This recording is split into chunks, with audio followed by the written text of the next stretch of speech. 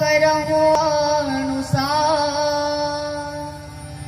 प्रेम सहित गादी धरऊ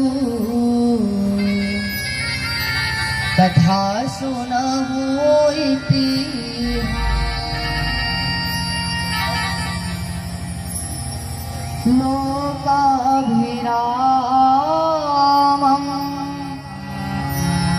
रणरंगधीरं रघुवंशनाथं, लोकाभिरामं रणरंगधीरं राजीवनेत्रं रघुवंशनाथं, कारुण्यरूपं करुणाकरं तं श्रीरामचन्द्रं शरणं प्रपद्ये। मनोजवं मारुततुल्यवेगं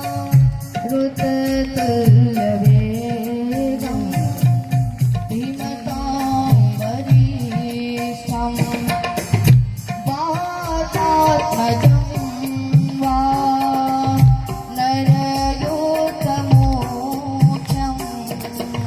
श्रीरामदूते कर्पूरगौरं करुणावतारं संसारसारं भुजगेन्द्रहारं सदा वसन्तं हृदयारविन्दे भावं नमामि। श्रीराम श्रीराम जय राम, जय जय राम, श्रीराम जय राम, जय जय राम, श्रीराम जय राम, जय जय राम। सीता राम राम राम, सीता राम राम राम, सीता राम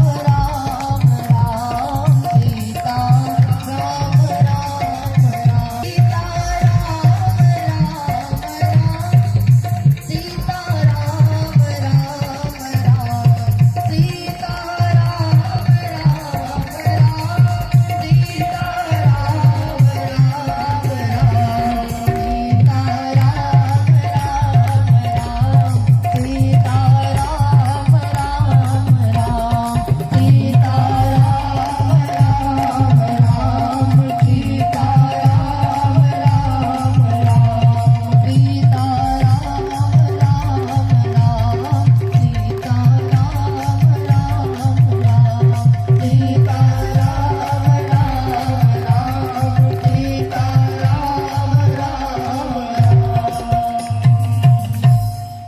सीता राम राम राम,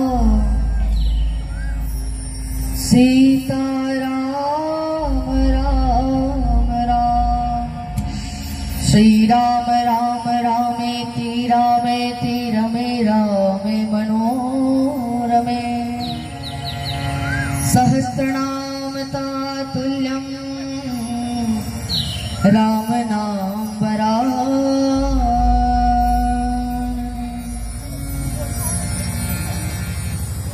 कृपा सिंधु दीन बंधु भक्तवत्सल भक्तवांछा कल्पतरु अनंत कोटि ब्रह्मांड नायक श्री राघवेंद्र सरकार के युगल चरण कमल में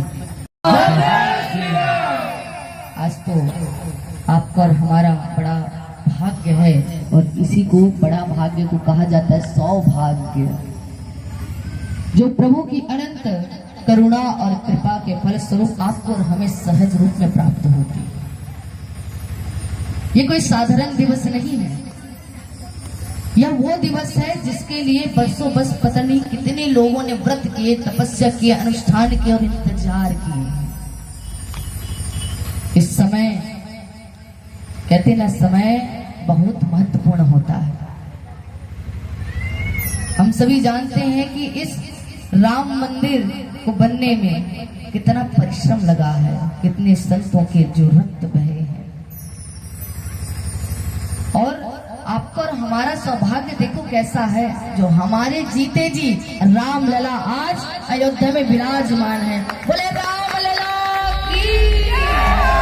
ऐसे दिव्य अवसर की आप सभी को बहुत बहुत शुभकामनाएं। प्रभु श्री राम की अनंत कृपा, करुणा, भक्ति, प्रेम आप सभी के हृदय में बनी रहे। बहुत अच्छी बात है कि राम जी का मंदिर तो बन गया, राम लला तो विराज गए, लेकिन क्या आपके और हमारे भीतर में राम जी के आदर्शों ने स्थान लिया है? बात तो अब बनेगी ना। है कि घर घर भगवा छाएगा जब राम राज आएगा। आ गया जी। भगवा से बाहर ये पतंगों से काम नहीं चलेगा, भगवा भीतर भी होना चाहिए। कैसा भगवा? भगवा किसका प्रतीक है? त्याग का प्रतीक है। रघुनाथ त्याग की प्रतिमूर्ति है, साधारण कुछ नहीं है। राम जी जैसा जो त्याग संसार में कोई कर ही नहीं सकता, इतनी सहजता से। मर्यादा में भी मर्यादा पुरुषोत्तम श्री राम कहते हैं। पुरुषों में उत्तम, पुरुष होना तो साधारण बात है, लेकिन जो पुरुषों में भी उत्तम हो वही पुरुषोत्तम है, वो मेरे राम जी। वो चाहते तो भगवान श्री कृष्ण की तरह वो भी बचपन से चमत्कार दिखा सकते हैं। ध्यान रखिएगा, हमारी और आपकी भाषाओं में जो शब्द है ना, अरे वो तो भगवान थे जी इसलिए कर लिए, वो भगवान थे इसलिए आसान था उनके लिए। राक्षसों को मारना, इतनी सारी लीलाओं को करना आसान था, लेकिन राम जी कहां वो चमत्कार को दिखाए भैया। उन्होंने तो सहजतापूर्ण जीवन जिया है आपके और हमारे लिए, लेकिन हमारी कैसे बुद्धि है जो उनके सहजता भरे जीवन पर भी प्रश्न चिन्ह उठाते हैं। और यही एक कारण हो गया, जितनी सहजता से वो जिए, यही कारण हो गया कि राम जी को भगवान मानने में व्यक्ति प्रश्न करते हैं। भगवान श्री कृष्ण को मान लेते हैं क्योंकि चमत्कारों के भंडार है उनके पास। पूतना को मार दिए, कंस को मार दिए, पर्वत को उठा लिए, लेकिन राम जी ऐसा नहीं किया। साधारण रूप में वो इस धराधाम पर आपके और हमारे जैसे ही वो बालक के रूप में आए हैं। बाल लीला करते हैं, खेलते हैं, धूल में खेलते हैं, लेकिन राम जी के चरित्रों को हमने पूर्ण रूप से श्रवण नहीं किया, और यही कारण है जो हमारी भी बुद्धि में थोड़े धूल जम गए। छत्तीसगढ़ तो एक ऐसा स्थान है जहां पर हर एक गांव में रामचरितमानस हो रहा है, लेकिन क्या इसका असर भी पड़ रहा है? क्या ये जो राम राज्य आ गया, ये मंदिर बन गया, ये केवल 22 तारीख के लिए बस है क्या? और इसके बाद क्या होगा? कुछ विचार किया? इसके बाद फिर से आप अपने साधारण कार्यों में लग जाओगे।